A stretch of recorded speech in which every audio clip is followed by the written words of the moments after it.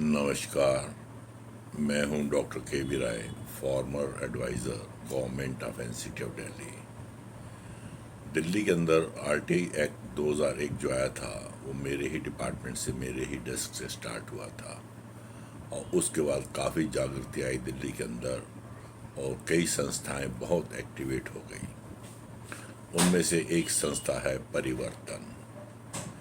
इन्होंने अकाउंटेबिलिटी के कॉन्सेप्ट को इंट्रोड्यूस करने के लिए बहुत मशक्क़त की, बहुत सारी इन्फॉर्मेशन गैदर की और उसके बाद उसका वेरिफिकेशन वगैरह किया, जन सुनवाई इत्यादि स्टार्ट की और लोगों को जागरूक किया कि कैसे जन सुनवाई के माध्यम से और सोशल ऑडिट के माध्यम से हम लोगों को जागरूक कर सकते हैं।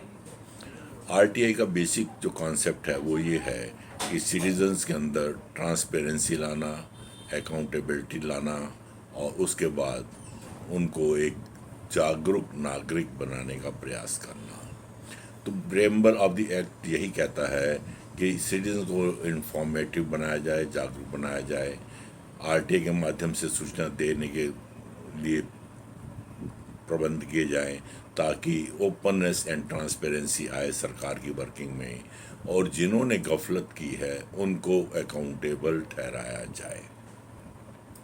इसी मकसद को देखते हुए सोशल ऑडिट एक ऐसा माध्यम है जिसके तहत आरटीआई के माध्यम से पहले हम सरकारी तंत्र से इंफॉर्मेशन लेते हैं, उसके बाद उसका इंडिपेंडेंट ऑडिट करवाते हैं, वो भी नॉन जो अफेक्टेड पार्टीज़ हैं उनके माध्यम से।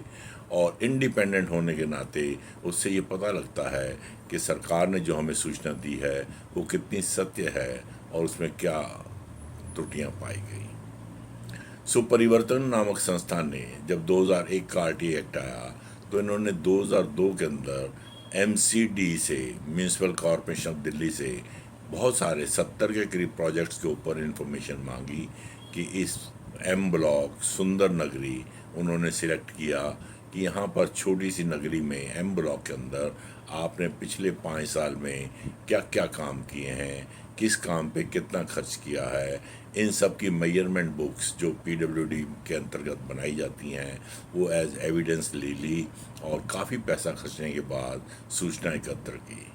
इसके बाद उन्होंने जनता की सुनवाई से पहले बहुत सारे स्टूडेंट्स को इकट्ठा करके उनको डोर टू डोर वेरिफिकेशन के लिए भेजा कि आप पता लगाइए कि एमसीडी ने जो हमें फैक्ट्स दिए हैं ये कहाँ तक सही पाए गए हैं, जनता की इस पर क्या राय है और वो इसके बारे में क्या कहते हैं।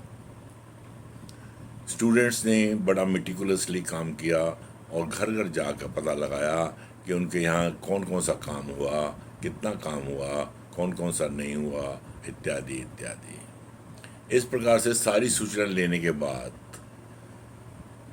आरटीआई के अंतर्गत एक जन सुनवाई का प्रबंध किया गया जिसमें जस्टिस सामंत जो रिटायर्ड सुप्रीम कोर्ट के जज थे वो उसकी चेयरमैनशिप कर रहे थे।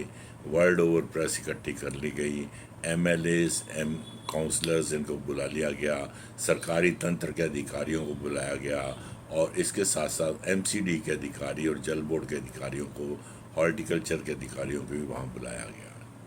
अब जो रिजल्ट्स बताने लगे तो उसमें पता लगा कि यहाँ पर सपोजिंग 23 पंप लगने थे, परंतु सिटीजन ने कहा यहाँ तो 3-4 पंप लगे थे, वो भी without machine, that means hand pump लगे थे, जबकि बिलिंग उनकी हुई थी टिल्लू पंप के, मोटर वाले पंप्स के साथ। तो इस प्रकार से पहला मद उठाते ही जनता ने हाहाकार मचाना शुरू कर दिया कि कितनी बोगस रिपोर्ट दी गई है आपको।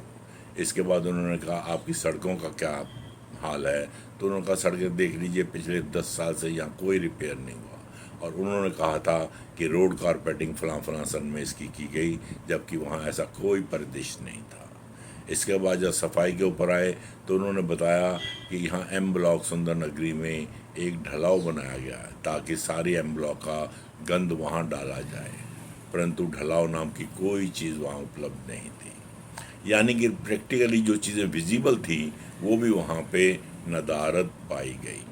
हॉर्टिकल्चर में जिस पार्क के अंदर ये जन सुनवाई हो रही थी वहाँ पर ना कोई प्लांट्स थे, ना कोई सैपलिंग थी, ना कोई ग्रास थी, ना कोई उसकी मेंटेनेंस थी, दीवारें टूटी हुई थी और एक ग्राउंड सा था।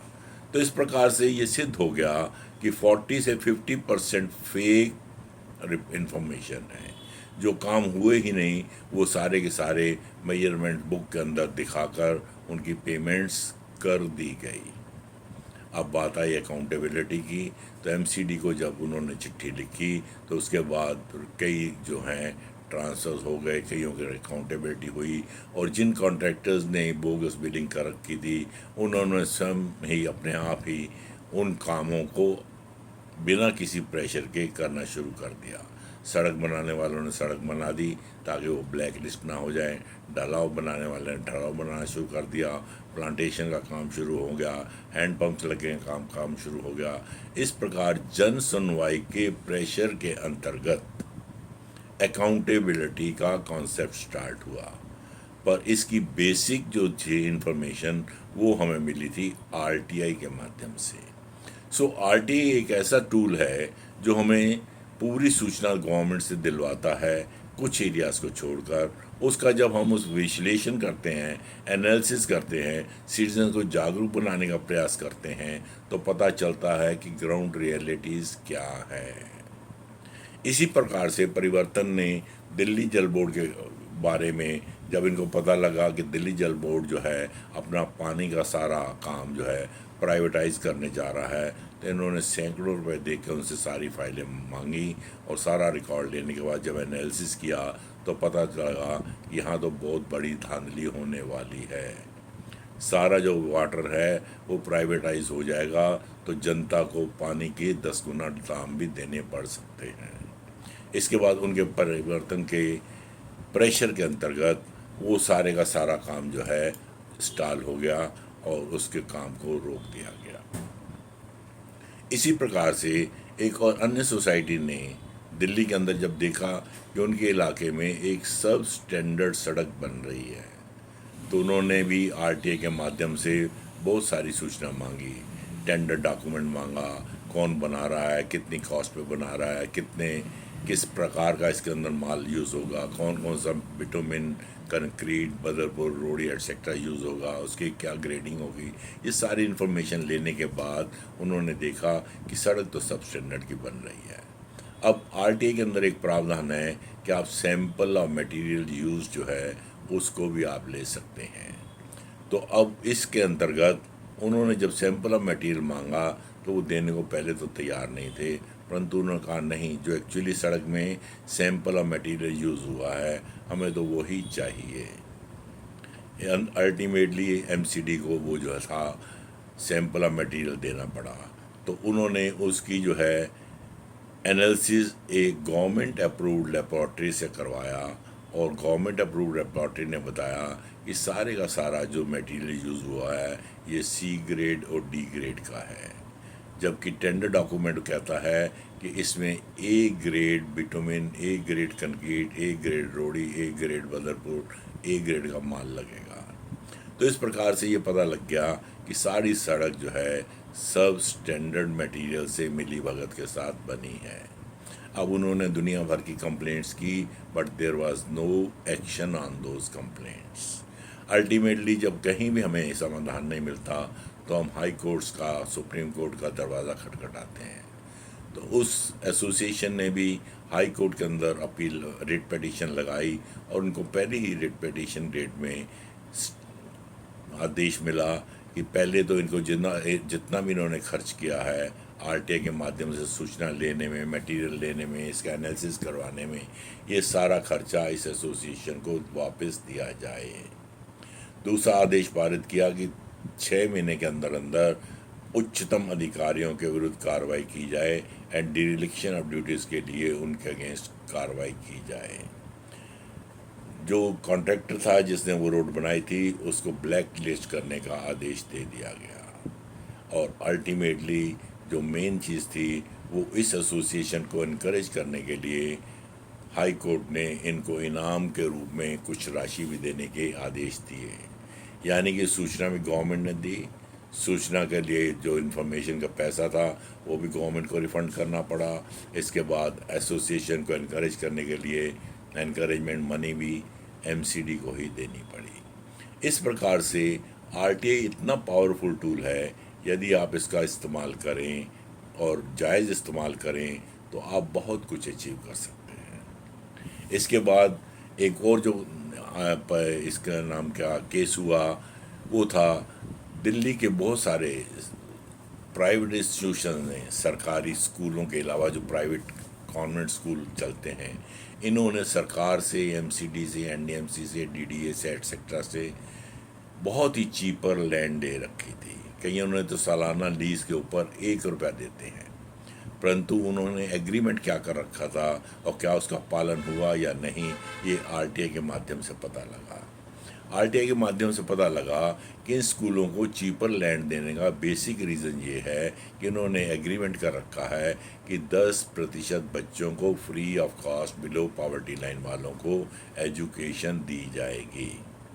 परंतु किसी भी स्कूल ने इस एग्रीमेंट का पालन नहीं किया। विद द रिजल्ट कई डिकेड्स तक ये स्कूल उन 10% सीट्स का भी फीस वगैरह उड़ाते रहे और लोगों को सीट्सें बेचते रहे। इस प्रकार से आरटीआई के माध्यम से पिछले 5-6 साल से 10% बच्चों का अब एडमिशन होना शुरू हो गया है और हर स्कूल जो है ईडब्ल्यूएस के लिए 10% बच्चों को फ्री ऑफ कॉस्ट एजुकेशन देता है। इतना बड़ा जो योगदान है आरटीआई का, ये और कहीं नहीं देखा गया होगा। इसी प्रकार से हमारे यहाँ बहुत सारे हॉस्पिटल्स और नर्सिंग होम हैं जिन्होंने चीपर लैंड दे रखी थी ताकि वो भी ईडब्ल्यूएस को 10% बेड्स फ्री ऑफ कॉस्ट दें, परंतु आरटीआई के माध्यम से पता लगा इन इंस्टीट्यूशंस ने भी इसका पालन नहीं किया। इसके बाद दिशा निर्देश मिलने पर उन्होंने भी इसका पालन शुरू कर दिया। This is the power of RTI. आज की डेट में दिल्ली के डीएचएस डायरेक्टर हेल्थ सर्विसेज की वेबसाइट पे इन हॉस्पिटल्स को डेली बताना पड़ता है कि उनके यहाँ ईडब्ल्यूएस कितने बेड्स हैं, उनमें से कितने ऑक्यूपाइड हैं और कितने खाली हैं, ताकि कोई भी ईडब्ल्यूएस जो है इन बेड्स को ऑक्यूपाई करने के लिए चला जाए और उसको दर दर ना भटकना पड़े कि आपके यहाँ बेड खाली है या नहीं, फिर दूसरे हॉस्पिटल में जाए, फिर तीसरे। तो इस प्रकार से आरटीआई के माध्यम से ऐसे ऐसे काम हो रहे हैं जिनकी कभी हमने कल्पना भी नहीं की थी। इसी प्रकार से परिवर्तन नामक संस्था ने ही पब्लिक डिस्ट्रीब्यूशन सिस्टम के अंदर भी धांधलियाँ पाई। राशन जो है गरीबों को नहीं मिलता था, उनका राशन जो है डुप्लीकेट कार्ड्स के ऊपर निकाल लिया जाता था और उनको कह दिया जाता था अभी राशन नहीं आया, बाद में आएगा, एटसेट्रा एटसेट्रा। इस प्रकार से मिलियंस ऑफ रुपीज़ का राशन की बंगलिंग्स भी इसी आरटीआई के माध्यम से उन्होंने पकड़ने का प्रयास किया। सो आरटीआई के अंतर्गत से केवल सूचना लेना ही हमारा मकसद नहीं है, बल्कि ये भी देखना ज़रूरी है कि इस सूचना को सही रूप में दिया गया है। वो काम जो बताए गए हैं, जो गवर्नमेंट एक्सपेंडिचर बता रही है, क्या एक्चुअली में हुआ भी है कि नहीं। हाल ही में आपने देखा होगा कोविड के सीज़न में कहीं ऑक्सीजन नहीं है, कहीं दवाइयाँ नहीं हैं, कहीं बेड्स नहीं हैं, बहुत सारे पुल्स बनते हैं बाद में हैं, गिर पहले जाते हैं, पहली ही इनाग्रेशन के बाद 6-6 महीने से पहले ही वो सड़कें जो है टूट फूट गई और डिसअपियर हो गई, जो ब्रिजेस बनाए थे 1-2 बारिशों के अंदर ही गायब हो गए, एटसेट्रा एटसेट्रा। तो इन सब पे जो है अंकुश लगाने के लिए यदि जनता जागरूक हो जाए, वो आरटीआई के माध्यम से सूचना प्राप्त करे और उसके बाद उसका सोशल वेलफेयर, सोशल ऑडिट करे इंडिपेंडेंटली। ये नहीं कि गवर्नमेंट के प्रेशर में करे या किसी वेस्टेड इंटरेस्ट के प्रेशर में करे, वो नहीं। इंडिपेंडेंट ऑडिट होना चाहिए, जागृति आनी चाहिए, ताकि जो है रियलिटीज़, ग्राउंड रियलिटीज़ पर क्या हुआ और क्या रह गया, इनका पता लगे और उन डीलर्स को, उन कॉन्ट्रैक्टर्स को, उन अधिकारियों कर्मचारियों को दंडित करवाया जाए जिनके मार्फत ये सब गलत हुई थी। इस प्रकार आरटीआई जो है एक ऐसा पावरफुल टूल है जो ना केवल सोशल ऑडिट करने की आपको इजाज़त देता है, बल्कि अधिकारियों, कर्मचारियों, कॉन्ट्रैक्टर्स, बिजनेसमैन इनको अकाउंटेबल ठहराने के लिए भी एक माध्यम है। आप इनके विरुद्ध आरटीए के माध्यम से सूचना लेकर वेरीफाई करने के बाद कंप्लेंट्स डालें या कोर्ट्स का दरवाज़ा खटखटाएं और इसका लाभ उठाएं। धन्यवाद। अगली वीडियो में हम किसी और सब्जेक्ट पे बात करेंगे। Thank you.